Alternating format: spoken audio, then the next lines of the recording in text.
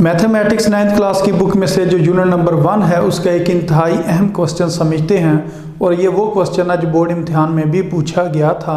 तो ये क्वेश्चन कुछ इस तरीके से वो पूछ रहे हैं कि is the given matrix singular और नॉन सिंगुलर। वो ये कह रहे हैं कि ये जो मैट्रिक्स दिया गया है ये सिंगुलर है या नॉन सिंगुलर है। तो सिंगुलर और नॉन सिंगुलर क्या होता है कि आपने डिटर्मिनेंट फाइंड करना होता है। अगर मैट्रिक्स का जो डिटर्मिनेंट है वो ज़ीरो के बराबर आ जाए तो फिर हम कहते हैं ये सिंगुलर है। और अगर उस मैट्रिक्स का डिटर्मिनेंट ज़ीरो के अलावा कोई और डिजिट आ जाए तो फिर हम क्या कहते हैं वो नॉन सिंगुलर है। तो इसका अब हम डिटर्मिनेंट फाइंड करते हैं, फिर हम देखेंगे इसका डिटर्मिनेंट ज़ीरो आता है या नहीं आता है। अगर ज़ीरो आ गया तो फिर हम क्या कहेंगे सिंगुलर। अगर इसका डिटर्मिनेंट ज़ीरो ना आया तो फिर हम क्या कह देंगे ये क्या है नॉन सिंगुलर है। तो इस क्वेश्चन को सॉल्व करते हैं। एक दफ़ा इस डिटर्मिनेंट जिसका हमने फाइंड करना है उस मैट्रिक्स को दोबारा लिखते हैं। हम कहते हैं जी डी किसके बराबर है 5 -10 -2 और 4 के बराबर है। अब इसका हम डिटर्मिनेंट लेते हैं। डिटर्मिनेंट लेने के लिए क्या करते हैं डी के साथ दो सीधी आपने लाइनें लगा लेनी। इसको मॉड कहते हैं या डिटर्मिनेंट जिस तरह भी आप इसको बोल लें।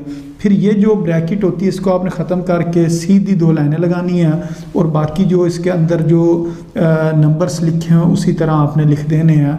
तो ये हमने एक दफ़ा दोबारा इसके जो नंबर हैं वो लिख दिए इसके अंदर, यानी कि 5 -10 -2 और 4।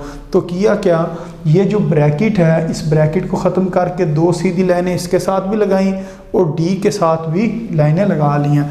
अब हमने ये वाली जो दो लाइनें हैं इनको ख़त्म करना है। ये वाली जो दो लाइनें हैं इनको ख़त्म करके पहले इसको इसके साथ, यानी कि ये जो डायगोनल वाली टर्म्स हैं इन दोनों को मल्टीप्लाई करना है।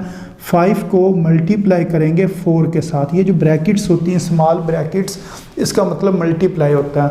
उसके बाद फार्मूले का आपने लिखना माइनस और फिर इन दोनों टर्म्स को आपने मल्टीप्लाई करना है, यानी कि -2 को आपने मल्टीप्लाई करना -10 के साथ। तो अब ये जो डी का मॉड या डिटर्मिनेंट ये बराबर आ जाएगा जब 5 को 4 से मल्टीप्लाई करेंगे 20 और ये जो माइनस है इसने अगले जो टर्म्स हैं उनके साथ सॉल्व होना है। तो माइनस से माइनस प्लस और प्लस माइनस माइनस, अगर 3 बार माइनस हो तो आपने याद रखना है कि आंसर में माइनस आता है। उसकी वजह ये होती है दो जो माइनस होते हैं माइनस माइनस वो प्लस हो जाते हैं। जब उस प्लस को उससे जो अगला माइनस है उसके साथ जब मल्टीप्लाई करते हैं तो वो दोबारा माइनस हो जाता है। तो जब माइनस 3 बार लिखा हो 5 बार लिखा हो 7 बार लिखा हो तो फिर आपने याद रखना है कि उसका आंसर माइनस में ही आता है। तो इधर अब ये माइनस आएगा और जब 2 को 10 से मल्टीप्लाई करेंगे ये कितना बनेगा 20। अब 20 - 20 ये किसके बराबर आ गया 0 के बराबर आ गया।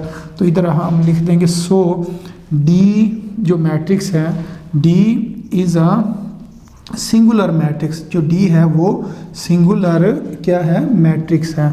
तो यही उन्होंने पूछा था कि बताएं कि जो गिवन मैट्रिक्स है यानी कि जो डी मैट्रिक्स था वो सिंगुलर है या नॉन सिंगुलर है। क्योंकि इसका आंसर 0 आया इस वजह से हम ये कह देंगे कि जो डी है वो सिंगुलर मैट्रिक्स है।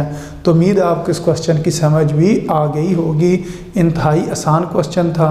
तो अपनी दुआओं में याद रखें। अस्सलामु अलैकुम रहमतुल्लाहि व बरकातुहू।